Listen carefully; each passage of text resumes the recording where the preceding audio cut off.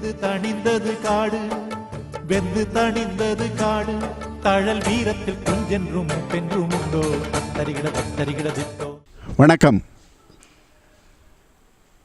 தழல் சார்பில் இன்றைக்கு அசோக் பிரியதர்ஷன் என்னும் ஒரு சமூக போராளியை சந்திக்கிறோம். சென்னையொட்டி இருக்கக்கூடிய மீஞ்சூரிலே இருந்து அருகிலே இருக்கக்கூடிய வஞ்சிவாக்கம் என்னும் சிற்றூரில் அவர் இருக்கிறார். அவரை அண்மையிலே ஒரு தொலைக்காட்சியிலே அவரை பார்த்தோம். நம்ம ஒரு ஹீரோ என்று சொல்லக்கூடிய அந்த ஒரு பகுதியில் அவரை பார்த்தவுடன் அவர் வசிக்கக்கூடிய அந்த கிராமத்திற்கே சென்று அவர் எப்படி அந்த ஊரிலே தன்னுடைய பணிகளை தொடங்கினார், எப்படி அதையெல்லாம் செய்தார் என்பதை அவரிடம் நேர்முகமாக கேட்க வேண்டும் என்பதற்காக வஞ்சிவாக்கம் நாம் வந்திருக்கிறோம். வணக்கம் தோழர். நீங்கள் எப்படி இந்த ஊருக்கு வரணும்னு சொல்லிட்டு உங்களுக்கு எப்படி தோணுச்சு? இது ஒரு யதார்த்தமான ஒரு விஷயந்தான். என்னென்னா, எனக்கு என்னோடய மனநிலை எப்படின்னா, உதவி செய்யணும், நிறைய பேருக்கு வந்து இல்லாதப்பட்டவங்களுக்கு ஏதாச்சும் செய்யணும்னு ஒரு கனவு, அது ஒரு லட்சியம் மாதிரி எடுத்துக்கிட்டு நான் வாழ்ந்துக்கிட்டு இருக்கேன். அப்படி இருக்கும்போது ஒரு வாய்ப்பு எனக்கு என்னென்னா, அந்த கிராமப்புற மக்களுக்கு ஏதாச்சும் உதவி செய்யணும்னு சொல்லி ஒரு வாய்ப்பு கிடச்சிச்சு. அந்த வாய்ப்பு மூலமாக தான் இங்கே வந்தேன். இங்கே வந்து பார்த்தோன்னே எனக்கு நினச்ச மாதிரி ஒரு இடம் இருந்தது. பார்த்திங்கன்னா, நான் எப்படி நினைக்கிறேன்னா, எங்கே வந்து எதுவுமே இல்லையோ அங்கே ஏதாச்சும் செய்யணும், இருக்கிற இடத்துல போய் செஞ்சால் அது எனக்கு ஒரு திருப்தி இல்லை. இப்போ பார்த்திங்கன்னா, ஒரு பசியில் ஒருத்தன் வர்றான்னு வச்சிங்களேன், அவன் 4 நாள் சாப்பிட்லன்னு சொன்னால் தான் அவன் சாப்பாடோட அருமை அவனுக்கு தெரியும். அது மாதிரி ஒரு இடத்துல வந்து நம்ம வந்து அந்த சேவை செய்யணும்னு எனக்கு ஒரு ஆசை. அப்போ பார்த்திங்கன்னா, இங்கே வஞ்சிவாக்கம்னு ஒரு கிராமம் பார்த்திங்கன்னா, இங்கே பஸ்ஸு வசதி இல்லாத ஒரு அவலநிலை இங்கே இருக்குது. ஒரு பார்த்திங்கன்னா, பசங்க வந்து பஸ் வசதின்னு பார்த்திங்கன்னா ஜனங்களுக்கு அவ்வளோ பிரச்சனை இல்லை. ஆனால் பசங்களுக்கு, ஸ்கூல் படிக்கிற பசங்களுக்கு ரொம்ப அது பெரிய பிரச்சனை.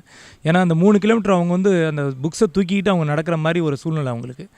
இது வந்து ஒரு கண்ணீர் மழுக்க ஒரு விஷயம். இதை நான் பார்த்ததுக்கப்புறம் எனக்கு என்ன தோணுச்சுன்னா, இந்த பஸ் வசதியை ரெடி பண்ணணும் அப்படின்னு சொல்லி நான் நிறைய இடத்துல போய் பேசினேன், மனு கொடுத்தேன். இதில் வந்து வீரராகவன் சொல்லி அன்றைக்கி வந்து ஒரு டிஸ்ட்ரிக்ட் கலெக்டராக இங்கே அப்பாயிண்ட் பண்ணியிருந்தாங்க. அவர் பார்த்திங்கன்னா ரொம்பவே நல்ல ஒரு மனிதன். அவர் திடீர்னு இந்த விஷயத்தை பார்த்தோன்னே, அவர் குழந்தைங்களோட விஷயம்னு சொன்னோடனே அவருக்கு என்ன சொன்னார், இது உடனே இதை ப்ரொசீட் பண்ணணும், அதுக்கு என்னென்ன வந்து யாரை பார்க்கணும், யார் கன்சல்ட் பண்ணோம், அவங்களெல்லாம் கூப்பிட்டு ஒரு குரூப் மீட்டிங் வச்சு உடனே இதை சேங்ஷன் பண்ணார். சேங்ஷன் பண்ணதுக்கு என்னென்னா, இந்த மக்கள் மத்தியில் ஒரு பெரிய பேர், அசோக் சாரால் இந்த பஸ் வசதி வந்துச்சு, ஸ்கூலுக்கு போகிற வசதி வந்து அசோக் சாரால் ஏற்படுத்தி கொடுத்ததுனால இப்படி ஒரு எல்லோரும் பேச ஆரம்பிச்சிட்டாங்க. அசோக் சார் யார்? அந்த அசோக் சார், அவர் வந்து வெளியூர்லேருந்து வந்திருக்காங்க, நம்ம ஊரில் எப்படி வந்தாங்க, இப்படின்னு பல பேர் பேச ஆரம்பித்தோன்னே எல்லோரும் வந்து அசோக் சார்கிட்ட உதவி கேட்க ஆரம்பிச்சிட்டாங்க. இப்போ நான் என்னோடய கனவு எப்படின்னா, நான் இதுக்காக தான் நான் வந்து வந்திருக்கேன் இங்கே. எப்படின்னா, யாராச்சும் வந்து உதவி கேட்கணும், நம்ம இப்போ செய்யணும். அந்த உதவி எப்படின்னா, அவங்களால செய்ய முடியாத சூழ்நிலை இருக்கும்போது நம்ம செய்யணும். இப்போ பார்த்திங்கன்னா, ஒரு உதாரணத்துக்கு, இப்போ அவங்க பசங்களுக்கு படிக்க வைக்க முடியல, அதை படிக்க வைக்கணும். சப்போஸ் அந்த பையன் படிக்கிறான்னா அதை வந்து அந்தளவுக்கு நான் ஈடுபாடு கொடுக்க மாட்டேன். சரி, அந்த பையன் தான் நல்லா படிக்கிறானே, அவனுக்கு என்ன குறை அப்படின்னு கொஞ்சம் லைட்டாக தான் அவனை வந்து டேக்கிள் பண்ணுவேன். ஆனால் சுத்தமாக படிக்க முடியல, அவனால் படிக்க இஷ்டம் கூட இல்லை, அவனுக்கு அந்த படிப்பு மேலே அக்கறை கூட வரல அப்படின்னு சொல்லும் போது தான் என் மைண்டு அவனை எப்படியாச்சும் அக்கறை எடுத்து வரணும், ஒரு சேலஞ்சிங் ரோலை, இந்த சேலஞ்சிங் ரோல் எடுத்து தான் எல்லா வேலையும் செஞ்சுக்கிட்டு இருக்கேன் நான்.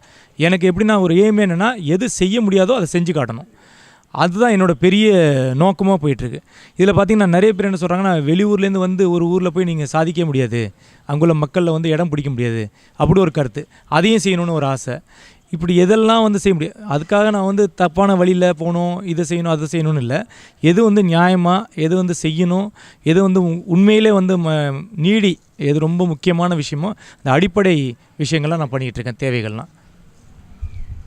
இப்போது உங்களுக்கு இந்த மாதிரியான ஒரு சமூக பணி செய்யணும், மக்களோட இணைஞ்சு செய்யணுங்கிற அந்த ஒரு நோக்கம் அல்லது அப்படிப்பட்ட ஒரு கருத்து வருவதற்கு என்ன காரணம்? இப்போ பார்த்திங்கன்னா, நான் வந்து பிறந்து வளர்ந்ததெல்லாம் பார்த்திங்கன்னா ஒரு நல்ல ஒரு சொஃபிஸ்டிகேட்டான லைஃப் வாழ்ந்திருக்கேன். அப்பா வந்து இன்ஸ்பெக்டரு, அம்மா வந்து பார்த்திங்கன்னா ஒரு நல்ல ஹவுஸ் ஒய்ஃபு. எனக்கு ஒரு இன்ஸ்பெக்டர் பையனா உங்களுக்கு தெரியும், ஒரு நல்ல சம்பளம், ஒரு என்ன சொல்கிறது, என்ன நினைக்கிறோமோ அதெல்லாம் கிடைக்கும். அப்படி வசதிகள் இருக்கிறதுனால நான் வந்து பார்க்குறவங்கெல்லாம் சில பேர் அது இல்லை. அது இல்லாத காரணம் வந்து அவங்களோட பேக்ரவுண்ட் சப்போர்ட் இல்லை. அந்த பேக்ரவுண்ட் சப்போர்ட் வந்து இருந்ததுன்னா கண்டிப்பாக அவங்க நல்லா இருப்பாங்க என்ன மாதிரி. அந்த பேக்ரவுண்ட் சப்போர்ட்டு நம்ம ஏங்கிறதோட நம்ம ஏன் அந்த பேக்ரவுண்ட் சப்போர்ட்டாக மாறக்கூடாது, அப்படி ஒரு எண்ணம் வந்ததுனால தான் இந்த சேவை மனப்பான்மை எனக்கு வர ஆரம்பிச்சிது. நீங்கள் இந்த ஊரில் வந்த உடனே உங்களுக்கு எப்படி இங்கே உங்களுக்கு ஒரு வரவேற்பு இல்லைன்னா உங்களை எப்படி பார்த்தாங்க இங்கே இருக்கக்கூடிய மக்கள்? ஏன்னா நீங்கள் இந்த ஊர்க்காரர் இல்லை, வேறு எந்த வகையிலும் இந்த ஊருக்கு உங்களுக்கு தொடர்பு இல்லை. ஏதோ ஒரு பாராட்டு விழாவில் உங்களை பார்த்துட்டு வராங்க, நீங்களும் உடனடியாக கிளம்பி வரீங்க. அதான் நாங்கள் தெரிஞ்சுக்கிட்ட செய்தி. அப்போ இங்கே வந்த உடனே இந்த மக்களெல்லாம் பார்த்த பிறகு இவங்ககிட்ட வந்து நம்ம வேலை செய்யலாம், இவங்ககிட்ட நம்முடைய செய்வதற்கான ஒரு வாய்ப்பும் அதற்கான ஒரு தேவையும் இருக்குங்கிறது இங்கே இருக்கக்கூடிய மக்களை பார்த்தோன்னா உங்களுக்கு எப்படி தோணுச்சு?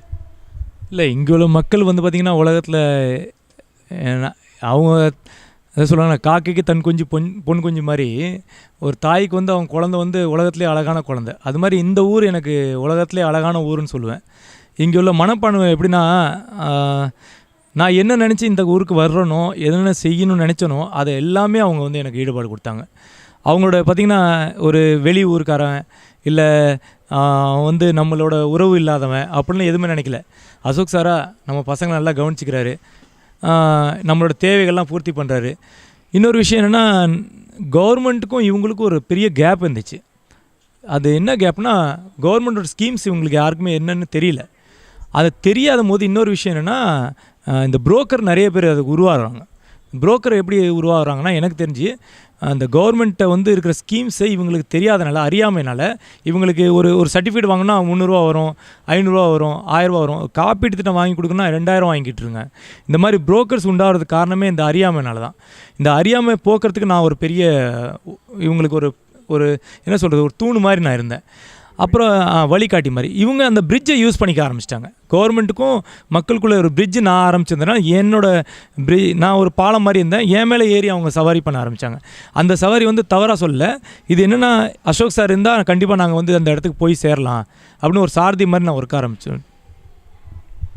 முதல்ல இங்கே இந்த ஊரில் வந்த உடனே நீங்கள் எந்த பகுதி மக்கள் அல்லது என்ன வேலை செய்யணும்னு நீங்கள் இருப்பீங்க? அதாவது பள்ளிக்கூடமா, இல்லை எப்படி உதவி பண்ணுறது, என்ன இங்கே செய்கிறது?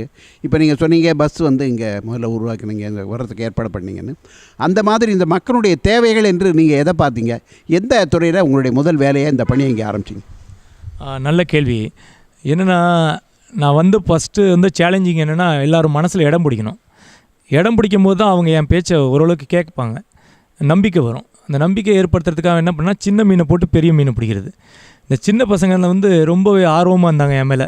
அந்த ஆர்வத்தை நான் வந்து பயன்படுத்திக்கிட்டேன். எப்படின்னா, அந்த சின்ன பசங்களை பார்த்திங்கன்னா ஊக்குவிக்கிறது, என்கரேஜ் பண்ணுறது, அவங்கள வந்து எல்லா விஷயத்துலையும் நீங்கள் வந்து நம்பர் 1 வர முடியும்டா அப்படின்னு ஒரு தைரியத்தை கொடுக்க ஆரம்பிச்சிருது. இதனால் என்ன ஆச்சுன்னா, அந்த ஒரு டியூஷன் சென்டர் தான் எனக்கு எல்லாமே இங்கே ஒரு கோயில் மாதிரி எனக்கு. அதனால தான் இந்த டியூஷன் சென்டர் பேரே கல்வி கோயில்னு வச்சுருக்கேன். இது பார்த்திங்கன்னா, செருப்பு கூட இங்கே வந்து வெளில போட்டுட்டு தான் உள்ளே போவாங்க. அது ஒரு நேரத்தில் பார்த்திங்கன்னா எல்லோரும் வெளில செருப்பு போடுறதுனால நான் கொஞ்சம் போய் சரி செருப்பு உள்ளேயாச்சும் கழட்டி போடுங்கடான்னு சொன்னேன். அவங்க சரிங்க சார்னு சொல்ல ஆரம்பித்தாங்க. ஸோ இந்த கோயிலில் உள்ளே பூந்தோன்னே எல்லாரோட மனநிலை என்னன்னா, ஒரு ஒழுக்கம், டியூஷன்னா இப்படி தான் இருக்கணும், மரியாதை கொடுத்து பேசணும், டீச்சர்ஸ்க்கு மரியாதை கொடுக்கணும், இதெல்லாம் வந்துச்சு. இன்னொன்று வந்து ரொம்ப ஸ்ட்ரிக்டாக இருக்க மாட்டேன்னா, அந்த ரொம்ப என்ன சொல்கிறது, கண்டிப்பாக இருக்க மாட்டேன்னா, ஜாலியாக இருங்கடா, படிங்க, எது புரியலோ கேளுங்க, யார் வேணாலும் யாருக்கு வேணாலும் நடத்தலாம், எந்த கிளாஸ் வேணால் எந்த கிளாஸுக்கு வேணாலும் நடத்தலாம், எங்கே வேணாலும் உட்காரலாம். இது மாதிரி ஒரு சொஃபிஸ்டிகேட்டடாக ஒரு ஜாலியான ஒரு லைஃபு. அவங்களுக்கு பார்க் மாதிரி, ஒரு டியூஷன் பார்க் மாதிரி இருந்துச்சு இது. அவங்களுக்கு எப்படின்னா, அவங்களுக்கு மனம் விட்டு பேசுவாங்கங்க, அவங்களோட சந்தோஷத்தை பகிர்வாங்க. நான் ஒரு கேப் கொடுப்பேன், நடத்தி முடிச்சதுக்கப்புறம் ஒரு 5 மினிட்ஸ் கேப் கொடுப்பேன். அந்த 5 மினிட்ஸில் அவங்க என்ன வேணாலும் பேசலாம். டிவி சீரியல் பற்றி பேசலாம், ஸ்கூலில் நடந்த விஷயத்தை பற்றி பேசலாம்.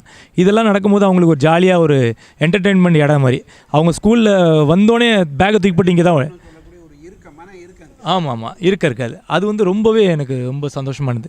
இன்னொரு என்ன விஷயம்னா, இதில் ஒரு என்னென்னா, இவங்களே வந்து என்ன மாதிரி மாற ஆரம்பிச்சிட்டாங்க.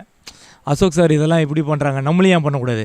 இப்போ பார்த்திங்கன்னா, பெஞ்சு கூட நான் தூக்க ஆரம்பிச்சேன்னா டக்குன்னு 10 பேர் வந்து தூக்கணும். அது வந்து எனக்கு ஒரு சந்தோஷம். என்னடா இது, ஏன்டா நீங்கள் தூக்குறீங்க சார், நீங்கள் பண்ணும்போது நான் ஏன் பண்ணக்கூடாது? ஒரு ஆர்வம். அந்த ஆர்வத்தை நான் பயன்படுத்த ஆரம்பித்தேன். அந்த ஆர்வத்தினால என்ன ஆகுதுன்னா, இந்த பசங்களோட கல்வி மூலமாக என்ன ஆச்சுன்னா, எல்லா வேலையும் நான் வந்து கொஞ்சம் சரளமாக பண்ண ஆரம்பித்தேன். பார்த்திங்கன்னா அவங்க பேரண்ட்ஸ் வந்து டக்குன்னு ஒரு மீட்டிங் போடணும், அவங்க போய் அவங்க அப்பா அம்மா கூப்பிட்டு வந்துடுவாங்க. அந்த அம்மா வரலைன்னா அப்பா வந்துடுவாங்க, அப்பா வரலைன்னா அம்மா வந்துடுவாங்க. இது எனக்கு யாருமே வந்து நான் போய் சொல்லணும்னு அவசியம் இல்லை, டக்குன்னு போய் கூப்பிட்டு வந்துடுவாங்க. அப்புறம் பார்த்திங்கன்னா இந்த இன்னும் நீங்கள் கேட்ட கேள்வி ரொம்ப முக்கியமான கேள்வி என்னென்னா, எனக்கு கடவுள் மூலமாக ஒரு வரப்பிரசாதம் மாதிரி கிடச்சிச்சு. அது ஒரு கெட்ட விஷயத்துல நல்லது நடக்குவாங்க சொல்கிற மாதிரி வெள்ளம்னு ஒன்று வந்துச்சு இங்கே. அந்த ஃப்ளட்டு வரும்போது 2015 ரொம்பவே இங்கே தண்ணி வந்து பார்த்திங்கன்னா இது வரைக்கும் வந்துருச்சு. 4 அடி உயரம் தண்ணி வந்துருச்சு. இங்கே ஃபுல்லாகவே முழிடுச்சு, ஒரு வீடு கூட தண்ணி இல்லாமல் இல்லை. அந்த நேரத்தில் வந்து பார்த்திங்கன்னா எனக்கு நிறைய என் ஃப்ரெண்ட் சர்க்கிள் வச்சு நிறைய உதவி பண்ண ஆரம்பித்தேன். சின்ன சின்ன உதவி தான் பண்ண ஆரம்பித்தேன். இந்த அவங்களோட சாப்பாடு, அரிசி, பருப்பு இது மாதிரி வாங்க ஆரம்பித்தேன். மறுபடியும் அப்புறமா பார்த்திங்கன்னா கொஞ்சம் கொஞ்சமாக நியூஸு போக போக எல்லோரும் வந்து வர ஆரம்பிச்சிட்டாங்க. நான் என்ன பண்ணுவேன்னா, அப்போது ஃபோட்டோஸ் எடுத்து வீடியோஸ் எடுத்து ஃபேஸ்புக்கில் இதிலலாம் பப்ளிஷ் பண்ண ஆரம்பித்தேன். இந்த பப்ளிஷ் பண்ணோன்னா அவங்க ஒன்று ஒன்றா பார்த்து வர ஆரம்பித்தாங்க. அந்த வரும்போது என்ன ஆகுச்சுன்னா, எனக்கு நிறைய ஹெல்ப் பண்ண முடிஞ்சுது. அந்த நிறைய ஹெல்ப் பண்ணும் போது தான் நிறைய பேருக்கு இடம் பிடிக்க ஆரம்பித்தேன் நம்பிக்கை. இல்லை, இப்போது நீங்கள் தனியாக வரீங்க, இங்கே எந்த தொடர்பும் இல்லாமல் தான் நீங்கள் வரீங்க. இங்கே வந்த உடனே உங்களுக்கு வந்து யாருடைய உதவி உங்களுக்கு கிடச்சிது? ஒன்று. ரெண்டாவது, இங்கே பல்வேறு எல்லா ஊர்லையும் இன்றைக்கி வந்து தமிழ்நாட்டையே இல்லை, எந்த ஒரு சின்ன ஊர் போனாலும் கூட சரி, அங்கே வந்து சில சக்திகள்லாம் இருக்கும். அதாவது சில இயக்கங்கள் அவங்களாம் இங்கே இருப்பாங்க. எல்லா ஊர்லேயும் இப்போ எந்த ஊருமே தவிர்க்க முடியாத ஒரு விஷயமாக தான் இன்றைக்கி அரசியலோ மற்ற இயக்கங்கள்லாம் இருக்குது. அப்படி இருக்கும்போது இப்போ நீங்கள் சொன்னீங்க, அந்த வெள்ளம் வந்தப்போ என்னுடைய நண்பர்களோடு சேர்ந்து வந்து நான் உதவி பண்ணேன்னு. அந்த நண்பர்கள் யார்? எங்கேருந்து நீங்கள் அந்த நண்பர்களை கூட்டி வந்தீங்க? சோஷியல் மீடியா தான். சோஷியல் மீடியானா பார்த்திங்கன்னா, இப்போ என்ஜிஓஸ் இருக்காங்க, நல்ல என்ஜிஓஸ் இருக்காங்க. எனக்கு தெரிஞ்சு 2 என்ஜிஓஸ் நான் பார்க்குற என்ஜிஓஸ். ஒன்று வந்து they are using money for the people. எப்படின்னா, மணிக்காக, பணத்துக்காக மக்களை பயன்படுத்துகிற ஒரு என்ஜிஓ இருக்காங்க. இன்னொரு என்ஜிஓ இருக்காங்க மக்களுக்காக பணத்தை பயன்படுத்துகிறவங்க. ஸோ நான் வந்து இந்த பணத்தை மக்களுக்காக பயன்படுத்துகிற என்ஜிஓஸை பிடிக்க ஆரம்பித்தேன். எப்படின்னா, இதை எப்படி கண்டுபிடிக்க ஆரம்பித்தேன்னா, என்ன மாதிரி யார் யோசிக்கிறாங்க, சார் நீங்கள் ஏதாச்சும் செய்யணும்னு நினைக்கிறீங்க, ஏன் சார் இப்படி செய்யக்கூடாது அப்படி செய்யக்கூடாதுன்னு கருத்து பேசுகிறவங்க. இன்னொருத்தவங்க வந்து பார்த்திங்கன்னா, நான் அங்கேருந்து அனுப்பிடுறேன், நீங்கள் பார்த்துங்க, எனக்கு வந்து இத்தனை கணக்கு கொடுத்துருங்க, ஃபோட்டோஸ் கொடுத்துருங்க. நான் அவங்களெல்லாம் கூப்பிட்றதே இல்லை. இந்த ஃபோட்டோஸ் அனுப்புறது, எடுத்துக்காட்டுறது, இதெல்லாம் யாரையும் கூப்பிடல. நீங்கள் வர்றீங்களா, ஃபீல்டில் இறங்கி பண்ணுங்கள், ஃபீல்டில் இறங்கி பண்ணவங்க போதும் எனக்கு அப்படின்னு சொல்லும் போது தான் இந்த டெடிக்கேட்டடாக ஒர்க் பண்ணுறவங்க மட்டும்தான் வர ஆரம்பித்தாங்க. அவங்க என்னென்னு தெரியல. இப்போ வரைக்கும் எனக்கு 2015 வெள்ளம் வந்துச்சு. அதுக்கப்புறம் வர்தா புயல்லையும் அவங்க வந்தாங்க. 2019 வரைக்கும் எனக்கு ஹெல்ப் பண்ணிக்கிட்டு இருக்காங்க. இவங்க ஃபோட்டோஸ் எல்லாம் பார்த்திங்கன்னா இங்கே நான் என்னோடய டியூஷனில் அப்படியே பதிவு பண்ணி வச்சுருக்கேன். என்ன காரணம்னா, இவங்க வந்து எனக்கு ஒரு பேக்ரவுண்ட் சப்போர்ட் மாதிரி இருக்காங்க. இது வரைக்கும் டியூஷன்ஸில் பார்த்திங்கன்னா ஹையர் ஸ்டடீஸ் படிக்கிறதுக்கு ஃபீஸ் கட்டுறதோட, எஜுகேஷன் சப்போர்ட் பண்ணுறது, மெடிக்கல் சப்போர்ட் பண்ணுறது, பார்த்திங்கன்னா பல விஷயத்தில் நான் என்ன சொல்கிறது, இந்த பெஞ்சஸோடு வாங்கி கொடுத்தது அவங்க தான், அந்த என்ஜிஓஸு. இப்போ பார்த்திங்கன்னா சென்னை ட்ரெக்கிங் கிளப்னு ஒரு அமைப்பு இருக்குது. அது ஒரு பெரியது, ஒரு 7 lakhs பெஞ்சஸ் வாங்கி கொடுத்தாங்க. இது நான் வந்து யார்கிட்டையும் ஃபண்டு வந்து நான் டேரெக்டாக வாங்க மாட்டேன், என் பேங்க் அக்கௌண்ட்டுக்கும் வாங்க மாட்டேன். என்ன பண்ணுவேன்னா, அவங்க செக்கு டேரெக்டாக கொடுக்க சொல்லுவேன், இல்லாட்டி எங்கள் டீலரு அவங்களோட டேரெக்டாக காண்டாக்ட் பண்ண சொல்லுவேன், அவங்க மூலமாக எனக்கு வந்துடும். ஸோ இதில் என்னென்னா டிரான்ஸ்பரன்சி, மக்கள் மத்தியில் வந்து அசோக் சாரா யார் வாங்கினாலும் அவங்கள இங்கே கூப்பிட்டு வச்சு அவங்க வாயால் சொல்ல வச்சேன், எவ்வளோ கொடுத்தாங்கன்னு எல்லாமே சொல்ல வச்சேன். அப்போ என்ன ஆகுதுன்னா, ஒரு தவறுகள் நான் தப்பிக்கிறதுக்கு வாய்ப்பு நிறையா. இன்னொரு விஷயம், இந்த தீய சக்தின்னு சொல்கிறீங்கன்னா, அது மாதிரி எதுவுமே இல்லை என்னை பொறுத்த வரைக்கும். எல்லா ஊர்லேயும் இருக்குதுன்னு சொல்கிறாங்க. அந்த ஊரில் இருக்கிறதுக்கு காரணமே, ஒரு திருடுறானா அவன் குழந்தைகளுக்காக திருடுவான், அவன் மனைவிக்காக திருடுவான், அவன் குடும்பத்துக்காக திருடுவான். இங்கே அந்த குடும்பத்தையும், அவங்க மனைவினா என் தங்கச்சி, அந்த குழந்தைங்கள நான் பார்த்துக்கிறேன். நான் பார்த்துக்கும் போது ஒரு ஆபத்து மாதிரி என்ன சொல்லுவாங்கன்னா, அவங்களுக்கு ஒரு வழிகாட்டி மாதிரி இருக்கும்போது, சரி அசோக் தான் நம்ம குழந்தைங்கள பார்த்துக்கிறானே, நம்ம வீட்டை நல்லா பார்த்துக்கிறானே, அவங்களுக்கு நம்ம எதிர்ப்பாக இருக்கக்கூடாதுன்னு சொல்லி நம்மளுக்கு சப்போர்ட்டாக இருக்காங்க. எனக்கு தெரிஞ்சு இந்த ஊரில் யாரும் எனக்கு எதிரி இல்லை. மனஸ்தாபம் இருக்கலாம், ஏன்னா அது வந்து இருக்காமல், ஒரு அண்ணன் தம்பிக்குள்ளே மனஸ்தாபம் இருக்க தான் செய்யும். அது சின்ன சின்ன கருத்து வேறுபாடு இருக்க தான் செய்யும். அது வந்து காலம்போக்கில் அதையும் மாறிடணும்னு எனக்கு ஒரு நம்பிக்கை. இப்போது நீங்கள் இந்த ஊரில் வந்த உடனே, எந்த ஊராக இருந்தாலும் கொஞ்சம் பெரியவங்க இருப்பாங்க ஊரில், அவங்க முக்கியமானவங்க.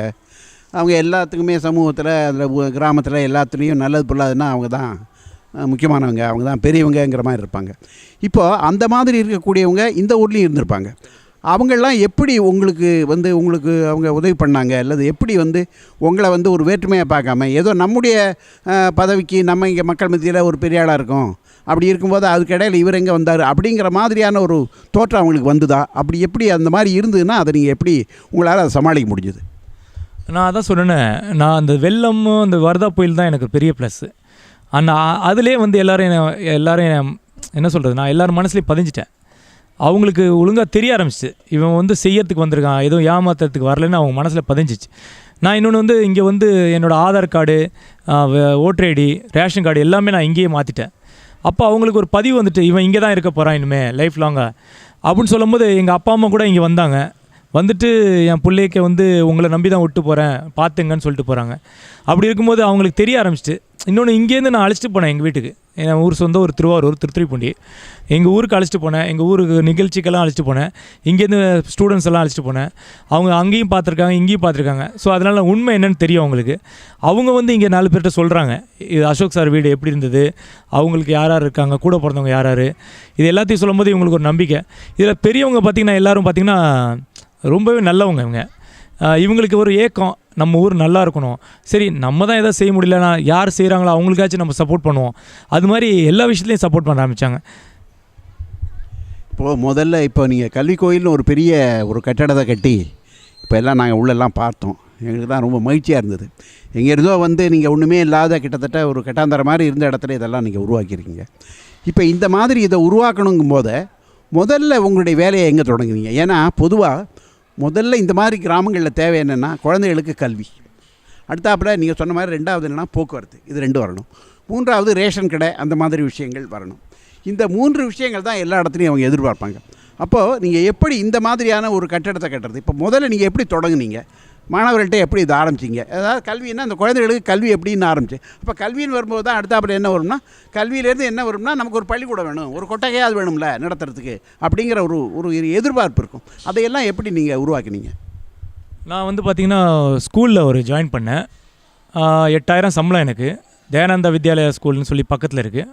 அந்த கான்வென்ட் ஸ்கூல் தான், அது ப்ரைவேட்டு மெட்ரிகுலேஷன் ஸ்கூல். அந்த ஸ்கூலில் 8000 சம்பளத்தை வச்சு நான் ஒன்றும் பண்ண முடியல. பட் கனரா பேங்க்கில் நான் ஒரு லோன் போட்டேன். அதில் வந்து எனக்கு 2.5 lakhs கிடச்சிச்சு. அந்த 2.5 lakhs வந்து பார்த்திங்கன்னா மாதம் நான் வந்து 5000 கட்டுறேன்னு சொல்லிட்டு முடிவு பண்ணேன். அப்புறம் இங்கே டீச்சர்ஸ் போடணும்னு ஒரு முடிவு பண்ணேன். இந்த மாதிரி நான் என்ன பண்ணேன்னா, இந்த வெள்ளம் வரும்போது இங்கே பயங்கரம் பாதித்து இந்த பில்டிங்கே வந்து இது வந்து ஆக்சுவலாக சமுதாய கூடம், கவர்மெண்ட் பஞ்சாயத்தோட பில்டிங். இது சுத்தமாக நான் சேதாரமாயிடுச்சு. இதை புதுப்பிச்சதுக்கு எனக்கு ஒரு அந்த பணத்தினால புதுப்பிச்சதுக்கப்புறம் நிறைய பேர் என்ன சொன்னாங்கன்னா, எனக்கு உங்களுக்கு ஏதாச்சும் சப்போர்ட் பண்ணணும்னு சொல்லுங்கள், நான் ஏதாச்சும் பண்ணணும். அப்புறம் இந்த பெஞ்சஸ் வாங்கி போட்டேன். இந்த நீங்கள் சொல்கிறீங்க பார்த்தீங்களா, அந்த ரேஷன் கார்டு இதெல்லாம் ஏற்கனவே இருந்தது, இந்த ஊரில் எதுவுமே இல்லை. ஏங்கிறது வந்து ஒழுங்காக இல்லாமல் இருந்துச்சு, அந்த செயல்பாடு இல்லாமல் இருந்துச்சு. அந்த செயல்பாடு வந்து என்ன காரணம்னு தெரில, அது கொஞ்சம் குறைவாக இருந்துச்சு. அதை நான் வந்ததுக்கப்புறம் எதுவும் செய்யலை. நான் என்ன செஞ்சேன்னா, அந்த ரீஒர்க் தான் பண்ணேன். இன்னும் ஒரு பொதுவான விஷயம் நான் சொல்ல போனால், நான் செஞ்சேன்னு சொல்ல போனால் கழிப்பறை. இங்கே பார்த்திங்கன்னா டாய்லெட் வசதி இல்லாமல் இருந்தது. எல்லாம் ரோடு எங்கேயாச்சும் வெளியில் தான் போகிற மாதிரி இருந்தது. அந்த குழந்தைங்க படுற அவஸ்தையெல்லாம் நான் கொஞ்சம் என்ன சொல்கிறது, அது உணர்ந்தால் தான் அது தெரியும். அது பெண்கள் ரொம்ப கஷ்டம். அதை பேஸ் பண்ணி தான் அந்த டாய்லெட்ஸ் கட்டணும்னு இந்த government scheme SBM Swachh Bharat மிஷனில் வந்து நான் போய் அணுகு பண்ணேன். அதில் IHHLன்னு சொல்லி ஒரு ஸ்கீம் இருக்குது, இண்டிவிஜுவல் ஹவுஸ் ஹோல்ட் லேட்ரின். அந்த ஸ்கீமில் பார்த்திங்கன்னா 12,000 சப்சிடி கொடுக்குறாங்க, மானியம். அந்த 12,000 வச்சுக்கிட்டு இதை கட்ட முடியுமான்னு கட்ட பார்த்தா அது கொஞ்சம் சிரமமாக இருந்துச்சு. ஏன்னா நான் வந்து இப்போது விஷயமே வந்து எந்த இடத்துல அவங்க டாய்லெட் கட்டுறோமோ அந்த இடத்துல தான் அவங்க குளிச்சிக்கிட்டு இருக்காங்க, டாய்லெட் வெளியில் போயிட்டுருக்காங்க. இப்போ குளிக்கிறது இடத்துல நான் டாய்லெட் கட்டினேன்னா குளிக்கிறதுக்கு இடம் இல்லாமல் போயிடும். அப்போ எனக்கு பெரிய கேள்விக்குரிய என்னென்னா, எந்த இடத்துல இப்போ அவங்க டாய்லெட் கட்டிட்டேன்னா குளிக்கிறது எங்கன்னு கேட்க ஆரம்பித்தாங்க. ஸோ அப்புறமா நான் என்ன பண்ணேன்னா, டாய்லெட் கம் பாத்ரூம் கட்டணும், இதுக்கு என்ன எஸ்டிமேஷன். அப்புறம் பார்த்திங்கன்னா ட்ரீம்ஸ் அலைவ் இன்னும் ஒரு அமைப்பு இருக்குது, NGO. அவங்கள்ட்ட போய் அணுகுமுறை பண்ணேன். அவங்க 25 டாய்லெட்ஸ்க்கு சப்போர்ட் பண்ணாங்க ஃபஸ்ட்டு. அதுதான் என்னோடய ஃபஸ்ட்டு பலம். அப்போ சென்னை ட்ரெக்கிங் கிளப் ஏற்கனவே உங்களுக்கு சொல்லியிருந்தேன், அவங்க சப்போர்ட் கேட்டேன். அவங்க ஒரு 25, இது மாதிரி ஒரு 50 ஃபஸ்ட்டு ஆரம்பித்தேன். டாய்லெட்ஸ் கட்டினேன். எல்லோரும் மனசில் வந்து ஒரு பதிவு பண்ணேன், இது மாதிரி கட்ட முடியும் என்னால், இது மாதிரி நீங்கள் ஒரு சப்போர்ட் பண்ணுங்கள். அப்புறம் அந்த 25 டாய்லெட்ஸ் வந்து பதிவு பண்ணுறதுக்காக ஒரு ப்ரோக்ராம் டிவியில் நிகழ்ச்சி பண்ணேன். நம்மால் முடியும்னு ஒரு நிகழ்ச்சியில் வந்து புதிய தலைமுறையில் அந்த நிகழ்ச்சியை வந்து ஒளிப்பதிவு பண்ணேன். அது என்ன ஆச்சுன்னா, எங்கள் இடத்துலலாம் போய் பேசும்போது என்னை நம்பினாங்க. அந்த நிகழ்ச்சி காட்டும் போது ஒரு டிவியில் நிகழ்ச்சி வருதுன்னா கண்டிப்பாக உண்மையாக இருக்கும்னு சொல்லி அதை பார்க்க ஆரம்பித்தாங்க. அதை வச்சு நான் நிறைய ஸ்பான்சர்ஸ் பிடிச்சேன். இப்போ வந்து நம்ம பார்த்திங்கன்னா 576 டோட்டல் டாய்லெட் இருக்குது. அந்த 576 டோட்டல் டாய்லெட் 343 கட்டி முடிச்சிட்டேன். இப்போ 100 வந்து ப்ரோக்ரஸில் இருக்குது. ஸோ அதை முடிச்சிட்டேன்னா எனக்கு தெரிஞ்சு நான் 3/4 கடலை நீந்திட்டேன்.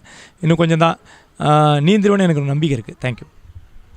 இந்த மாதிரி எல்லாம் இந்த பணிகளெல்லாம் எடுக்கும்போது நீங்கள் இந்த ஊர் மக்கள்கிட்டேருந்து எதாவது பணம் வந்து வசூல் பண்ணீங்களா, இல்லை அவங்க கொடுத்தாங்களா, எப்படி இதை பூரா முழுக்க முழுக்க அல்லது நீங்கள் இந்த மாதிரியான ஒரு பொது சேவை அமைப்புகள்லேருந்து மட்டும்தான் வாங்கினீங்களா? இல்லை, என்ன விஷயம்னா, ஒரு பக்கம் வந்து கடவுள் எப்படி படைச்சிருக்கான்னா கை ஏந்துறான், ஒரு பக்கம் கொடுக்கறதுக்கு கடவுள் படைச்சு வச்சுருக்கான். அந்த கொடுக்குற மனப்பணம் என்னென்னா, சார் ஏதாச்சும் செய்யணும் சார், உங்கள் யாராச்சும் இல்லாதப்பட்டவங்களை சொல்லுங்கள் சார் அப்படின்னு சொல்கிறவங்க நிறைய பேர் இருக்காங்க. நான் இவங்களெல்லாம் கனெக்ட் பண்ணுவேன். கனெக்ட் பண்ணுறது எப்படின்னா, அவங்க கொடுக்கணும்னு நினைக்கிறாங்க, இவங்க வாங்கணும்னு நினைக்கிறாங்க. நம்ம நடுவில் வந்து நம்ம யார்கிட்டையும் வாங்கணும் அவசியமே இல்லை. இப்போ மக்கள்கிட்ட நம்ம 5 காசு வாங்கணும்னு நினைக்கிறத கொடுக்குறவங்க சொல்கிறவங்கள்ட்ட வாங்கிட்டால் போதும். ஸோ அதுதான் என்னோடய மெயின் சக்ஸஸ்ஸு.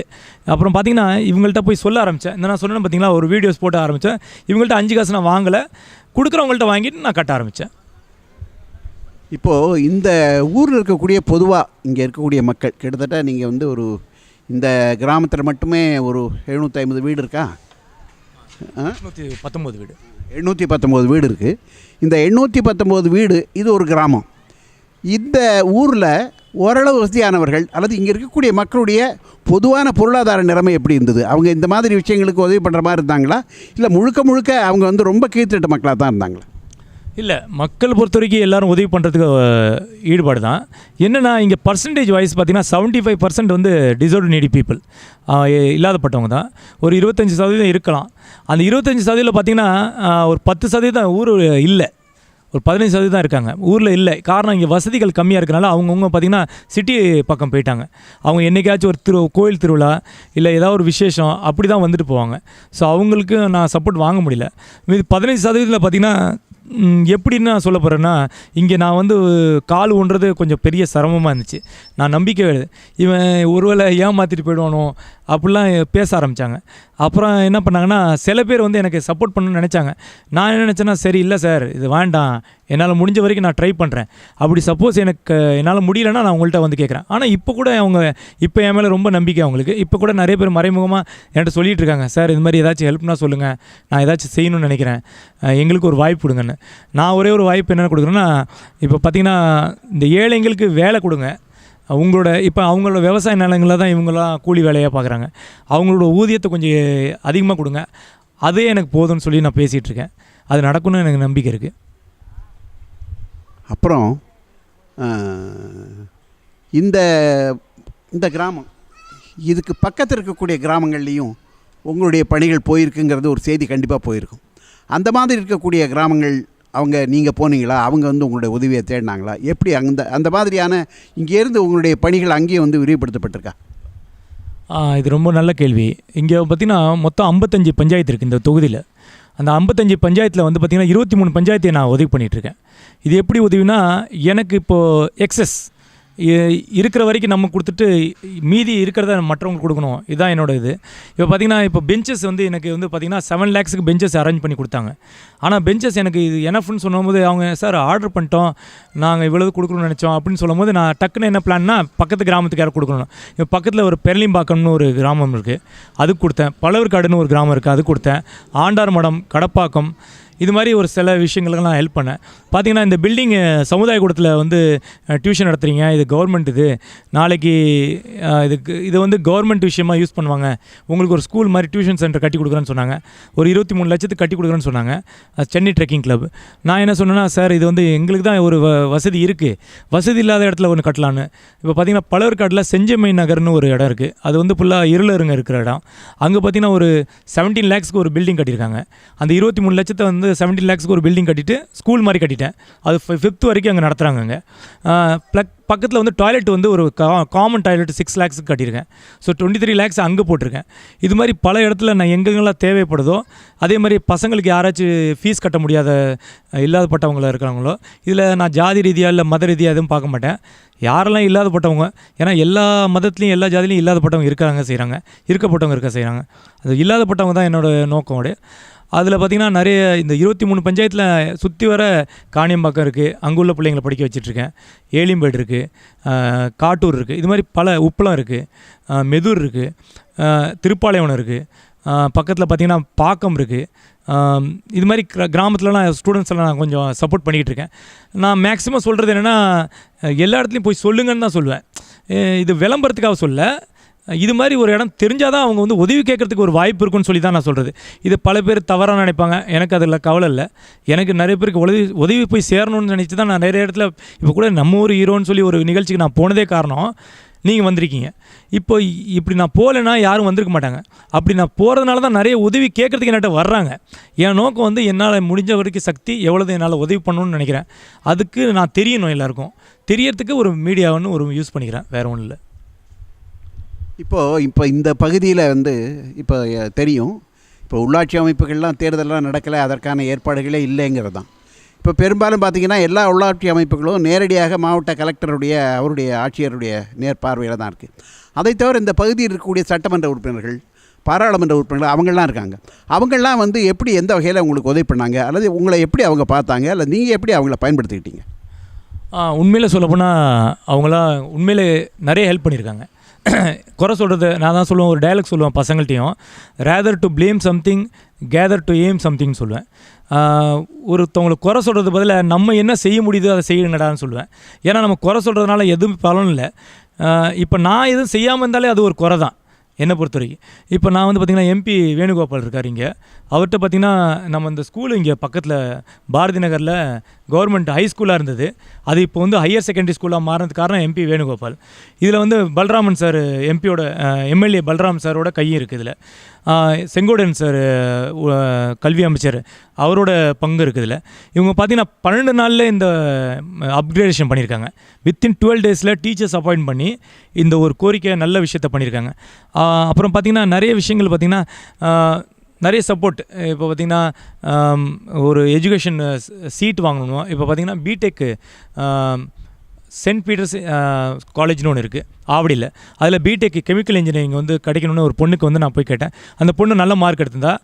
அந்த மார்க் எடுத்ததுக்கப்புறம் நான் போய்ட்டு அங்கே கேட்டதுக்கப்புறம் அவங்களுக்கு கிடைக்கல. அப்புறம் பார்த்திங்கன்னா அவர் வந்து சபாநாயகர் தம்பிதுரையோட காலேஜ் தான் அது. நான் அவரை போய் மீட் பண்ணேன். அவர் என்ன செஞ்சார்னா, நீங்கள் அப்ளை பண்ணுங்கள் நான் கொடுக்குறேன்னு. அப்புறம் கொஞ்ச நாள் கழிச்சு நான் எனக்கு நம்பிக்கை இல்லாமல் இருந்துச்சு, எப்படி வருமா இல்லைன்னு. பார்த்தா என் பொண்ணோட நேம் அந்த லிஸ்ட்டில் இருந்தது. பார்த்திங்கன்னா அதில் நிறைய தகுதி உள்ளவங்க, மீன்ஸ் காசு பணக்காரங்க இருக்கிறவங்களுக்கு பேரெல்லாம் இல்லை அதில். என் குழந்தையோட பேர் இருந்துச்சு அதில். அப்போ இதெல்லாம் பார்த்திங்கன்னா ஹெல்ப் பண்ணுறவங்க நிறைய பேர் இருக்காங்க. நம்மளோட அணுகுமுறை தான் அதில் இருக்குது. நம்ம எப்படி அப்ரோச் பண்ணுறோம், நம்ம உண்மையை எப்படி அவங்க மனசில் பதிய வைக்கிறோம், எதனால நம்ம உதவி கேட்குறோம், அந்த உதவியோட ஆழத்தை வந்து நம்ம பதிவு பண்ணணும். அதான் என்னோடய பெரிய ப்ளஸ்ன்னு நினைக்கிறேன். பக்கத்து கிராமங்கள்லாம் வந்து நீங்கள் அந்த பள்ளிகளுக்கு மற்றவங்களுக்கெல்லாம் உதவி பண்ணியிருக்கீங்க, புதிய பள்ளிகளை உருவாக்கியிருக்கீங்க, பள்ளிகளை வந்து அதனுடைய இதை நிறைய உயர்த்திருக்கீங்க. இப்போ உயர்நிலைப் பள்ளியை மேல்நிலைப் பள்ளியெல்லாம் மாற்றிருக்கீங்க, அந்த மாதிரியெல்லாம் செஞ்சுருக்கீங்க. இப்போ அந்த மாதிரி இடங்களில் உங்களுடைய முயற்சியில் அந்த மாதிரியான வளர்ச்சிகள்லாம் வரும்போது அதை அங்கே பார்த்து கொள்வதற்கு ஏதாவது டீம் இருக்கா? அதை எப்படி நீங்கள் உருவாக்குறீங்க? இல்லை, டீம் என்பது டுகெதர் எவ்ரி ஒன் அச்சீவ்ஸ் மோர். நான் ஒரு கோட்ஸ் எழுதுவேன். இப்போ ஜிஓடி காடுன்னு சொல்லுவாங்க, எல்லோரும் கடவுள்னு சொல்லுவாங்க. நான் ஜிஓடிக்கு அர்த்தம் வந்து கிவிங் அதர்ஸ் டெலிபரேட்லின்னு சொல்லுவேன். அடுத்தவங்களுக்கு தாராளமாக கொடுக்குறது தான் கடவுள்னு சொல்லுவேன். இப்போ பார்த்திங்கன்னா கடவுள் நேரடியாக யாருமே பார்த்துருக்க முடியாது. அப்படி பார்த்தாங்கன்னா அது பொய் சொல்கிறாங்கன்னு அர்த்தம். என்னோடய கற்பனை அது வந்து உணர முடியும். அந்த உணர்கிற சக்தியை பற்றினா நான் ஒரு ஆக்சிடெண்ட்டில் வந்து தப்பிக்கும் போது நான் நினச்சி கூட பார்க்க மாட்டேன் எப்படி தப்பிச்சேன்னு சொல்லி. அது ஒரு கடவுளாக இருக்கலாம், அது ஒரு சக்தி இருக்கலாம். அது மாதிரி உணர்கிற சக்தியோடைய யாரும் பார்த்துருக்க முடியாது. பட் நான் என்ன நினைக்கிறேன், பார்க்க முடியும். கடவுள் மூலமாக யாரோ ரூபத்தில் வந்து உதவி செஞ்சாலும் கடவுள் மாதிரி தான் தெரிவாங்க. அதனால தான் கிவிங் அதர்ஸ் டெலிபரேட்லி, அடுத்தவங்களுக்கு தாராளமாக கொடுக்குறவங்கலாம் கடவுள் மாதிரி தான். இப்போ நான் வந்து என்ன சொல்கிறேன்னா, கடவுள் வந்து நேரடியாக வந்து எந்த உதவியும் செய்யாது, யாரோ மூலமாக தான் செய்யும். அந்த யாரோ மூலமாக நம்மளாக மாறணும், அதான் என்னோடய நோக்கம். என் பசங்களும் அது மாதிரி தான் வாங்கிட்டு இருக்காங்க. என் பசங்க வந்து பார்த்திங்கன்னா குறிப்பிட்ட சொல்ல போனால் மணிகண்டன் ஒரு பையன் என் கூடவே தம்பி மாதிரி இருக்கான். அவங்க அப்பா நான் அடிக்கடி திட்டுவார், ஏன்னா அவங்க கூடவே சுற்றிக்கிட்டு இருக்கேன்னு சொல்லுவார். அவனுக்கு எந்த 5 காசு கொடுக்குறதில்ல, நான் எதுவுமே பண்ணுறதில்ல. அவன் என்ன சொல்கிறது, என்னோடய முழுக்க அவன் தான் ரைட் ஹேண்ட் மாதிரி எனக்கு. அவன் எந்த எதிர்பார்ப்பு, அவன் என்ன நினைக்கிறான்னா அசோக் சாருக்கு பதிலாக நான் பண்ணுறேன். ஸோ நான் எவ்வளோ நாள் இருப்பேன்னு எனக்கு தெரியாது. அப்படி நான் இறந்துட்டேன்னா என்னோடய வேலை பணி வந்து தொடங்கணுன்னா என்ன மாதிரி ஆளுங்க நிறைய பேர் இருக்கணும்னு ஆசைப்பட்றேன். அதில் ஒரு மணிகண்டன் கன்ஃபார்மாக இருப்பான். அதில் அது மாதிரி பல பசங்க வந்து மறைமுகம் செஞ்சுக்கிட்டு இருக்காங்க. அதில் போக போக எல்லோரும் வருவாங்க. ஏன்னா எல்லா பசங்க எனக்கு கூட இருக்கிற பசங்கள்லாம் எல்லாம் சின்ன பசங்க. இப்போ பார்த்திங்கன்னா அருண்னு ஒரு பையன் இருக்கான். அவன் வந்து அவனுக்கு சிபிசிஎல்லில் வந்து பெட்ரோகெமிக்கல் இன்ஜினியரிங் படிச்சிருக்கான். ஸ்கூல் 2nd வந்தான். அவனை ஒரு நாள் வந்து பெட்ரோகெமிக்கல் இன்ஜினியரிங் டிப்ளமோ முடிச்சுட்ட நெய்வேலியில் வேலை கிடச்சிருக்குடா, வாடா போவோம் நெய்வேலியில் போய் படுறேன் வேலை பாடுறா, நல்ல சம்பளம்டா, 26,000 சம்பளம் கொடுக்குறாங்க ஸ்டார்டிங்கில், போக போய் சம்பளம் கொடுவாங்கடான்னு சொன்னேன். அவன் என்ன சொன்னான் ஒரு வார்த்தைனா, சார் நீங்கள் இங்கேயே பக்கத்துலேயே எனக்கு ஜாப் பாருங்கண்ணே, பக்கத்துலேயே ஜாப் பார்த்தா சேலரி கம்மியாக இருக்கும்டா அப்படின்னு சொல்லும்போது அவன் என்ன சொல்கிறான்னா, நான் இந்த டியூஷன் விட்டு போக மாட்டேன் சார். நான் என்ன நினச்சேன்னா அவங்க அப்பா அம்மா விட்டு போக மாட்டான், ஊரை விட்டு போக மாட்டான்னு சொல்லுவான்னு பார்த்தா டியூஷன் விட்டு போக மாட்டேன்னு சொல்கிறான். அப்போ என்ன அர்த்தம்னா அவனுக்கு இதில் ஒரு அசோக் சார் எதனால இந்த டியூஷனை காப்பாற்றுறான்னு நானும் அது மாதிரி பண்ணணும்னு நினைக்கிறான். அப்போது என்ன அர்த்தம்னா அசோக் மாதிரி அவனும் உருவாகிட்டான்னு அர்த்தம். இது மாதிரி பல அசோக்கள் உருவாகினான்னா கண்டிப்பாக என்ன சொல்கிறது, இந்த ஊர் வந்து நான் இல்லைனாலும் நல்லாயிருக்கும்னு நான் நம்புகிறேன். இப்போது நீங்கள் நாங்கள் பார்க்குறோம், அந்த பள்ளி பார்க்குறோம். இப்போ இந்த பள்ளி கிட்டத்தட்ட 5 வகுப்பு வரைக்கும் இருக்குதுன்னு நான் நினைக்கிறேன், இல்லைங்களா? இது டியூஷன் சென்டர். பள்ளி இப்போ இந்த பள்ளியில் எத்தனை வகுப்பு வரைக்கும் இருக்குது? 5வது வரைக்கும். 5வது. இப்போ இதில் எத்தனை மாணவர்கள் படிக்கிறாங்க? எவ்வளோ ஆசிரியர்கள் உங்களோட கூட வேலை செய்கிறாங்க இந்த டியூஷன் சென்டர்லையா? இந்த பள்ளியில் வந்து பார்த்திங்கன்னா என்னோடய ஸ்டூடெண்ட்ஸ் தான் அங்கே டீச்சராக போயிட்டுருக்காங்க. அங்கே வந்து 2 டீச்சர் தான், ஒன்று HM ஒரு டீச்சர். அவங்க டீச்சர் பார்த்திங்கன்னா 63 ஸ்டூடெண்ட்ஸை பார்த்துக்கிறாங்க. அந்த பார்த்துக்கும் போது சப்போர்ட் பண்ணணும்னு நினைக்கும் போது எங்கள் பசங்க வந்து DTED படிக்க வச்சேன். எங்கள் பசங்க சொன்னாங்க, என்ன சார் படிக்கிறதுனா அடுத்தது என்ன படிக்கிறதுன்னு கேட்டாங்க. நான் சொன்னேன், டேய் உங்கள் இஷ்டத்துக்கு போங்கடான்னு சொன்னேன். உடனே என்ன சொன்னாங்கன்னா, இல்லை சார் நீங்கள் சொல்லுங்கள் என்ன படிக்கணும்னு. அப்போ நான் சொன்னேன், இந்த மாதிரி இந்த ஸ்கூல் வந்து நம்ம ஊரில் இருக்குடா, இந்த ஸ்கூலை வந்து நம்ம யாராச்சும் டீச்சர் ஆகுனா கண்டிப்பாக அந்த ஸ்கூலுக்கு ஹெல்ப் பண்ணலான்னு. அப்போ 4 பிள்ளைங்க இங்கேருந்து DTED படித்தாங்க, டிப்ளமா இன் டீச்சர் ட்ரைனிங். அந்த 4 பிள்ளைங்க பார்த்திங்கன்னா டீச்சர் அந்த ட்ரைனிங் பீரியட் கொடுப்பாங்க, அது இந்த ஸ்கூலில் தான் செலக்ட் பண்ணி டியூஷன் எடுத்தாங்க. இப்போ கூட நான் வந்து நிறைய பேர்கிட்ட கேட்டிருக்கேன். எனக்கு வந்து இந்த நிகழ்ச்சி மூலமாக நம்ம ஊர் ஹீரோக்கு அப்புறம் வந்து எனக்கு நிறைய அழைப்பு வந்துச்சு. எப்படின்னா உங்களுக்கு ஏதாச்சும் சப்போர்ட் பண்ணணும்னு நினைக்கிறீங்களா சொல்லுங்கள் அப்படின்னு நிறைய ஸ்பான்சர் கேட்டாங்க. நான் என்ன சொன்னேன்னா, எனக்கு சப்போர்ட் பண்ணுறதுக்கு பதில் டீச்சர்ஸ் 2 பேரை அப்பாயிண்ட் பண்ணுங்கள். ஒரு 2 டீச்சர்ஸ் போட்டிங்கன்னா ஒரு ஆளுக்கு ஒரு சம்பளம் வந்து ஒரு 300 ஒரு நாளைக்கு, இல்லை 200 ஒரு நாளைக்குன்னு சொல்லி நீங்கள் 2 டீச்சர்ஸ் கொடுத்தா போதும், ஒரு 63 பிள்ளைங்களை நல்லா சமாளிச்சிக்கலாம். ஏன்னா இவங்க கம்பைன் பண்ணி ஒரு கிளாஸாக நடத்துகிறாங்க. அதில் ஒரு பிள்ளைக்கு நடத்துகிற விஷயம் இன்னொரு பிள்ளைக்கு ஒரு இடைஞ்சலாக இருக்கும். ஒரு ஒற்றுமையாக இருந்தாலும் அதில் ஒரு சின்ன டிஸ்டர்பன்ஸு அதில் இருக்குது. நான் அதை கவனித்தேன். அதனால் இப்போ 2 டீச்சர்ஸ் அவங்க போட போகிறாங்க. அதனால் என்னோடய ஹெல்ப் இன்னும் அவங்களுக்கு பண்ணணும்னு நினைக்கிறாங்க. இப்போ வந்து பார்த்திங்கன்னா சத்யபாமா யூனிவர்சிட்டின்னு சொல்லி ஒரு JPR காலேஜ் குரூப்பு, அவங்க எனக்கு வந்து இப்போ MOVன்னு சொல்லி மெமரண்டம் ஆஃப் அண்டர்ஸ்டாண்டிங் இந்த ஸ்கூலை வந்து தத்தெடுக்கிற மாதிரி பிளான் போட்டிருக்காங்க. ஜூன் மாதம் அந்த HM வந்ததுக்கப்புறம் தத்தெடுக்கிறாங்க மாதிரி பிளான் பேசிகிட்ருக்கோம். அதை எடுத்துட்டாங்கன்னா கண்டிப்பாக அந்த ஸ்கூலை வந்து ஒரு முன்மாதிரி கிராமமாக ஆக்கிறதுக்கு ரொம்ப முயற்சியாக இருக்கும். இப்போது நீங்கள் இந்த பள்ளி மாணவர்களுக்கு வகுப்பு அதெல்லாம் செஞ்சிட்ருக்கீங்க. இப்போ இதை தொடர்ந்து வேறு இப்போ இந்த மாதிரியான பகுதிகளில் இது பெருமளவிற்கு பார்த்திங்கன்னா ஒரு வறண்ட பூமியாக தான் படுது. இங்கே தண்ணீருக்கான வாய்ப்புகள்லாம் அதுக்கான ஆதாரங்கள்லாம் ரொம்ப குறைவாக இருக்குதுன்னு தான் நம்ம பார்க்குறோம். இங்கே மழையை நம்பி தான் இங்கே கிட்டத்தட்ட வாழ்க்கையே இருக்குதுன்னு. இப்போ இங்கே இருக்கக்கூடிய மக்களுக்கான தண்ணீர் எப்படி கிடைக்குது? இப்போது நீங்கள் நிறைய கழிவறையெல்லாம் கட்டுறீங்க. கழிவறையெல்லாம் கட்டின பிறகு அதற்கு தண்ணி வந்து முக்கியமான தேவை. அப்போ தண்ணி இல்லாமல் பண்ண முடியாது. இப்போ நீங்கள் வெளியில் இருக்கிற வரைக்கும் அந்த பிரச்சனை இல்லை. வீட்டுக்குள்ளே கழிவறை வரும்போது அதற்கான தண்ணீர் தேவையும் இருக்குது. அதை எப்படி நீங்கள் சமாளிக்கிறீங்க? அல்லது இதை வந்து மறுபடியும் இதை மேலும் இதை வளர்த்தெடுப்பதற்கு, இதை விரிவுபடுத்துவதற்கான என்னென்ன திட்டங்கள் நீங்கள் வச்சுருக்கீங்க? நல்ல கேள்வி. நீர்நிலையை பராமரிக்கிறது பார்த்திங்கன்னா இங்கே ஏரி வந்து 600 ஏக்கர் பரப்பளவு ஏரி இருக்குது. அதில் வந்து பார்த்திங்கன்னா இந்த கருவேலை அந்த செடிகள் ரொம்ப முளைச்சிருக்கு. அதை தூர்வாரத்துக்கு வந்து கோரைன்னு சொல்லி விடுவாங்க. அந்த கோரை விட்டாங்கன்னா பார்த்திங்கன்னா இந்த தூர்வாரத்துக்கு முடியும். பட் இப்போ உள்ள பிரச்சனை என்ன, இந்த மணல் கொள்ளை. அதனால் என்ன பண்ணுறாங்கன்னா கவர்மெண்ட் மேக்ஸிமம் வந்து இந்த தூர்வாரதில் கொஞ்சம் சரியாக செய்யலைன்னு தான் என்னோடய இது. அதில் வந்து நான் ஆடியோட்ட போய் இப்போ சொல்லியிருக்கேன், இந்த மாதிரி சார், இந்த மாதிரி என்னோடய நம்பிக்கையில் நம்ம கிராமத்தில் வந்து நல்லபடியாக யாரும் எதுவுமே தவறு செய்ய மாட்டாங்க அப்படின்னு சொல்லியிருக்கேன். அவங்களும் என்ன சொல்லியிருக்காங்கன்னா சரி பண்ணலான் இருக்காங்க. சப்போஸ் அந்த ஏரியை தூர்வாரிட்டாங்கன்னா கண்டிப்பாக இந்த நீர்நிலை பிரச்சனையை வந்து கிளியர் பண்ணலாம். ஏன்னா இங்கே 600 ஏக்கர் பரப்பளவு இருக்கனால இது தூர்வாரிட்டாலே போதும், நாங்கள் 3 போகம் இங்கே விவசாயம் பண்ணலாம். அப்புறம் இப்போ அரசு வந்து மைய அரசில் வந்து இப்போ மகாத்மா காந்தி வேலை திட்டம் ஒன்று இருக்குது. இப்போ இதை மாதிரி இங்கே பயன்படுத்திக்கிறீங்களா? இங்கே அதற்கெல்லாம் அந்த திட்டத்தை பயன்படுத்திட்டு ஏதாவது வேலைகள் நீங்கள் மேற்கொள்கிறீங்களா? அது எப்படி நீங்கள் மேனேஜ் பண்ணுறீங்க? இல்லை, இப்போது வாழ்வாதாரம்னு பார்த்தோன்னா பொருளாதாரம் இங்கே ரொம்ப கம்மி. அந்த பொருளாதாரத்துக்கு ஒரே வழி என்னென்னா விவசாயம். எல்லோரும் விவசாய நிலங்கள் கம்மி, கூலி தான் அதிகம். விவசாய கூலி வேலை தான் பண்ணுறாங்க. இதில் வந்து விவசாய நேரத்தில் விவசாய கூலி போவாங்க, மற்ற நேரத்தில் இந்த 100 நாள் வேலை தான். அந்த 100 நாள் வேலை தான் அவங்களுக்கு சோறு போடுது. இப்போ பார்த்திங்கன்னா ஆண்கள் பார்த்திங்கன்னா வெளியில் கூலி வேலைக்கு போய்ட்றாங்க. சில பேர் எண்ணூர் பக்கத்தில் வந்து அசோக் லைலாண்டு, எல்என்டி இது மாதிரி இடத்துல போய் ஒர்க் பண்ணுறாங்க. பவுண்ட்ரி இது மாதிரி ஒர்க் பண்ணுறாங்க. பெண்களை பொறுத்த வரைக்கும் 100 நாள் வேலை தவிர வேறு எந்த வேலையும் இல்லை அவங்களுக்கு. அந்த வாய்ப்புகள் ஏற்படுத்தணும், ஒரு சிறு தொழில் அமைப்பணும். இப்போ பார்த்திங்கன்னா பக்கத்தில் ஒரு கம்பெனி இருக்குது, தச்சூர்கோட் ரோட்டில் ஜம்போ பேக் லிமிடெட்னு ஒரு கம்பெனி இருக்குது. அந்த கம்பெனியில் நான் ஒர்க் பண்ண ஒரு வருஷம்.